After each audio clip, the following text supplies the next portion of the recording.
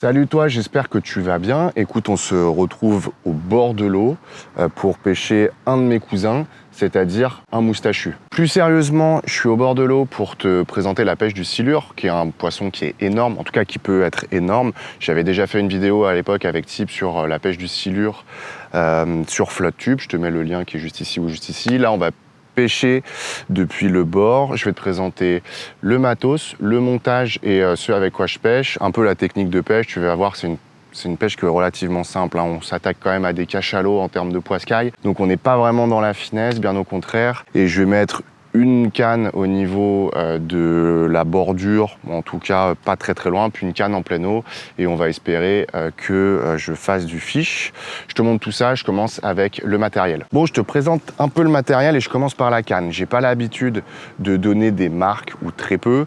Là, je vais le faire. Pourquoi? Parce que en fait, en gros, la pêche du silure, au niveau du matériel, c'est assez compliqué de s'y retrouver. Tu as des cannes leurre, tu as des cannes bouées, tu as des cannes plombées, tu as des cannes pour être sur FloodTube pour venir en fait faire des petits mouvements avec un hameçon juste au-dessus du fond de l'eau. Donc on s'y perd et j'ai pas envie que tu achètes n'importe quoi si tu as envie de te mettre là-dessus. Donc cette canne-là, c'est une canne pour pêcher de la baleine, mon pote. Je peux te dire que laisse tomber, c'est un bâton. C'est une canne Caperland chez Decathlon, Big Fight 5. Voilà, je te le dis. Je ne sais pas s'ils la font encore parce que je crois que quand je l'ai acheté, ils étaient plus ou moins au niveau de la fin de production. Je ne sais pas s'ils ont sorti un autre modèle. En tout cas, moi, c'est ce que j'utilise. Je peux balancer au final des rochers dans la flotte et ramener des requins-baleines avec. Ça ne va pas bouger. Et au niveau de mon moulinet, c'est également un moulinet de chez Caperland et c'est un KO 7000. Ça veut dire que c'est quand même une énorme réserve de bobines et de puissance. J'ai un frein, c'est monstrueux, je sais même pas combien de kilos il fait, mais c'est n'importe quoi. Et dessus, j'ai monté une tresse, toujours de chez Caperland, avec une résistance de 45 kg. Donc là, ouais, je peux remonter un âne mort sans problème avec ce montage-là. Maintenant, on passe directement au bas de ligne et ce que j'utilise au niveau de mon montage pour pêcher le silure. Au niveau du montage et du matériel que j'utilise pour le montage, pareil, ça rigole zéro. J'utilise des hameçons 6-0.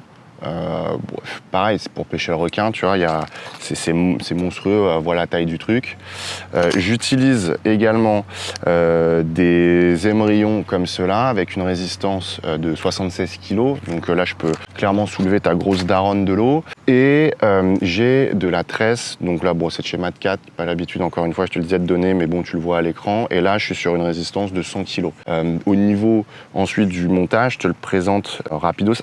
Aussi au niveau des plombs, parce que j'utilise une plombée, je suis sur des plombs de 240 grammes avec là des petits ergots pour venir en fait pêcher dans le courant, parce que là je suis dans le Rhône, il y a pas mal de courant, du coup j'ai envie d'avoir une bonne prise au niveau du sol pour que ça reste au bon endroit, parce que le courant il est quand même assez énervé, même si je pêche avec, je te le montrerai au niveau de l'appât, pareil un truc qui prendra énormément de poids, mais on n'est jamais trop prudent. Au niveau du montage, rien de bien sorcier.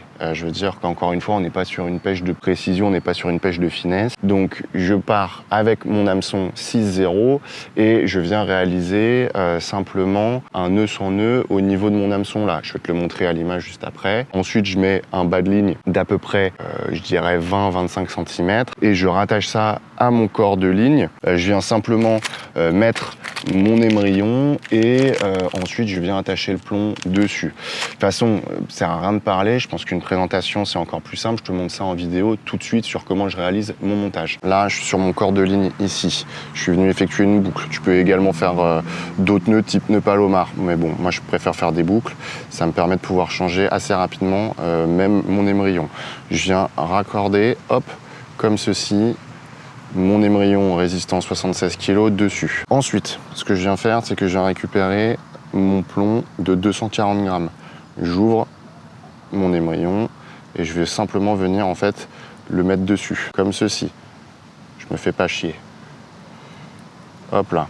Ensuite, on passe au bas de ligne. Pour le bas de ligne, là encore un bien sorcier. Une fois que j'ai effectué mon montage du nœud sans nœud, au niveau de mon hameçon 6-0, je viens le rattacher directement à mon émerillon résistant 76 kg comme tel. Voilà. Donc pour te faire simple, là tu vois à l'image le corps de ligne, l'émerillon le plomb et ensuite simplement mon bas de ligne avec l'hameçon qui est ici. Voilà. Maintenant, je te propose de passer directement à la présentation de qu'est-ce que je mets au bout de la ligne et je te montrerai aussi un petit dérivé que je te réserve en mode surprise. Donc, ce que je mets au bout de la ligne, c'est assez simple. Tu as plusieurs solutions quand tu pêches comme ça à la plombée, comme je suis en train de le faire aujourd'hui. Soit tu peux pêcher avec du vif, ce que je ne fais pas là aujourd'hui. On ne pêche pas non plus un très grand fan de pêcher au vif, même si je sais que ça fonctionne très bien. Il y a quand même d'autres solutions possibles. Tu peux pêcher soit au verre canadien, donc en fait, tu en mets plein, tu fais un espèce de bouquet sur un hameçon simple ou plutôt un hameçon triple, soit tu viens récupérer du foie. Donc dans ces cas-là, moi j'ai pris du foie de porc que j'ai laissé un peu mariner. Le truc a une sale gueule comme jamais, déjà que de base c'est pas non plus foufou, mais alors là laisse tomber. Et en fait, pour lui donner la possibilité d'avoir une période de vie supérieure et simplement de venir s'accrocher aussi à ton hameçon, tu le mets dans des collants. Voilà, donc là j'ai acheté des collants, j'en ai 3 pour la modique somme de 1,30 €. Et je viens recouvrir le tout avec un liquide booster qui me permet en fait d'avoir encore plus d'attractivité au fond de l'eau. Et comme je pêche avec un collant, en fait le tissu du collant va permettre d'absorber encore mieux ce liquide-là. Voilà, je prépare ça, je te montre au bout du fil et en tout cas au bout de l'hameçon ce que ça donne et ensuite je balance. Allez, on est parti. Donc là, ce qui se passe, c'est que je prends mon collant, comme celui-ci, hop. Et là, je viens l'ouvrir et je vais venir mettre une bonne dose de foie dedans directos. Voilà, hop.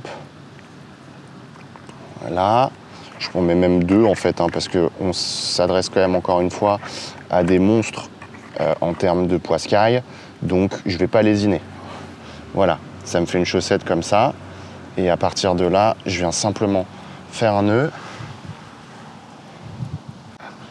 Et là, j'ai ma petite chaussette. Là, je vais m'amuser. Je vais foutre du liquide dessus. Bon, dans les faits, j'en ai pas forcément besoin là, je pense, vu l'odeur que ça a. Et là, je viens le dipper, comme on dit. Et je vais laisser un peu infuser pendant que je me lave les mains. Et là, tu coupes l'excédent simplement et t'as plus qu'à mettre à ton hameçon et balancer. Bon, je te montre un peu comment j'ai piqué au niveau de ma chaussette là, enfin de mon collant. En fait, tu vois, je l'ai mis au niveau du nœud. Parce que à 1 € et quelques le collant, autant te dire que c'est pas de la qualité de ouf. Donc en fait, si tu le piques au niveau du tissu simple, j'ai peur pour toi que quand tu lances, tout s'arrache. Donc en fait, là, tu viens le piquer au niveau du nœud, tu viens le piquer plusieurs fois, et ensuite, tu vois, tu as un truc comme ça qui, quand tu vas l'envoyer, va résister quand même à l'impact et surtout au lancer. C'est parti pour le lancer de la première canne, et du coup, je vais lancer ici un peu en bordure, pas besoin de balancer en pleine eau. Je vais quand même avoir une stratégie pleine eau et une stratégie bordure pour voir en fait en gros si j'arrive à maximiser la prise de poisson.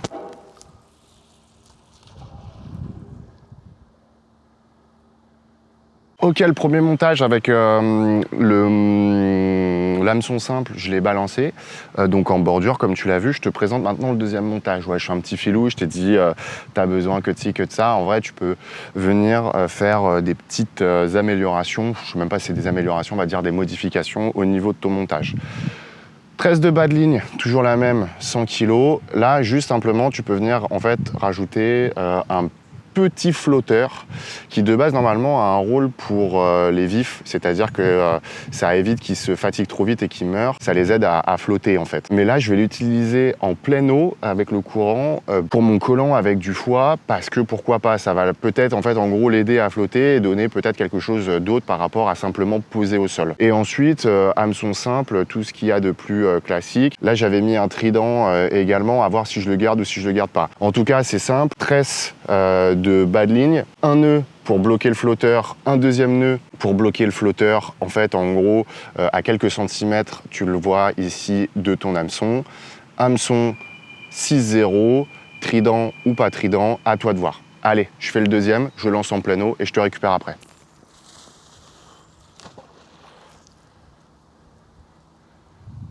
Pour cette pêche aux silures avec du coup une plombée et les cannes que tu viens poser comme ça avec des supports dans la terre, tu as plusieurs types de détection possibles d'une touche. La première, c'est une détection visuelle. Tu vas voir bien évidemment que ton sion va commencer à taper très très fort si tu as un gros spécimen. Ça peut taper même très fort avec des petits spécimens. Inconvénient de cette façon de fonctionner, c'est qu'il faut qu'en fait, en gros, tu restes très régulièrement à côté de tes cannes et que tu regardes ce qui se passe au niveau de ton sion. Comme c'est des pêches que tu vas pratiquer pendant des longues heures, c'est pas forcément le plus simple. Deuxième option possible, c'est de mettre ton frein, on va dire, de façon à ce que tu puisses ne pas dérouler avec le courant de l'eau, mais dérouler si tu as une attaque qui est assez franche.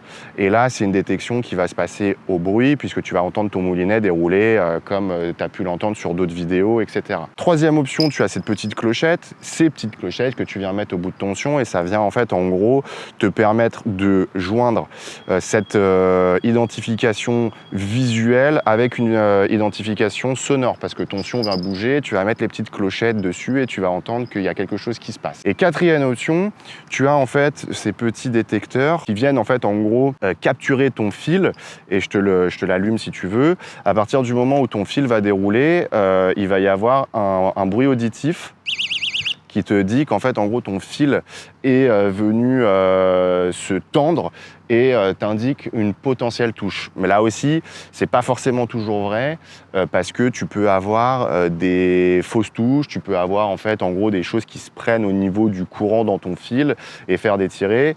Donc, ça peut être parfois un peu plus chiant, je le dis, qu'autre chose. Donc voilà les quatre moyens de voir les touches, parce qu'on est sur des gros poissons. À la fin, je veux dire, il n'y a pas non plus de mystère. Hein. Quand ton sion il commence à taper très très fort, tu sais que tu as quelque chose au bout. Résultat des courses au niveau de la détection, pour ma canne de droite, donc avec laquelle je pêche ici en bordure, j'ai mis un petit détecteur sonore comme là, parce qu'en fait j'ai pas trop de courant, étant donné que je suis en bordure, donc j'ai pas trop de problème à ce niveau-là.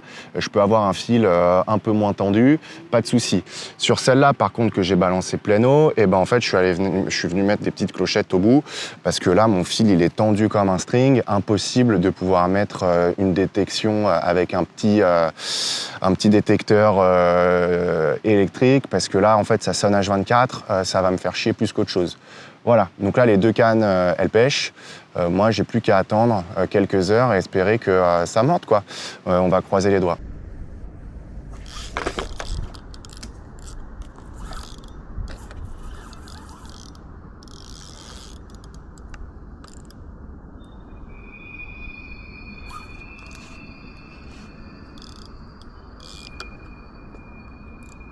Oh la touche foireuse. Et ben je loupe un départ sur la canne près du bord. Le détecteur s'est mis à sonner, mais en fait j'avais quand même déjà pas mal de fois eu le cas avant, puisque comme je te l'ai dit, quand il y a des débris qui se prennent avec le courant, ça peut sonner assez régulièrement. Et en fait le fil est parti et je tire et malheureusement je tape rien du tout au bout. Après c'est les risques aussi, hein, tu peux pas tout le temps avoir quelque chose au bout de la ligne. Donc là j'ai relancé au même endroit, je continue et puis on espère qu'il y a un poisson qui arrive. Bon frérot, on arrive à la fin de la session. Je suis arrivé sur le coup des 11 h. Là, il est 19. Ça fait quand même une grosse session. Malheureusement, je fais pas de poisson. Mais bon, c'est la vie de la pêche. J'aurais bien aimé pour la vidéo, ça aurait été cool. Mais c'est pas le cas. C'était quand même une session hyper stylée. Le spot est cool. Vraiment, je suis seul au monde dans la nature. C'est vraiment très sympa. Il y a eu pas mal de sauts de carpe. Du coup, je pense que je vais sûrement revenir avec tout le matos carpe pour faire une petite vidéo et une petite session. Si tu as des questions par rapport à cette pêche qui est relativement simple et très fun, n'hésite pas, tu mets dans les commentaires. Si tu as aimé la vidéo, bah, tu mets un pouce et tu t'abonnes. Et moi, je te dis à la prochaine pour une nouvelle vidéo. Allez, ciao!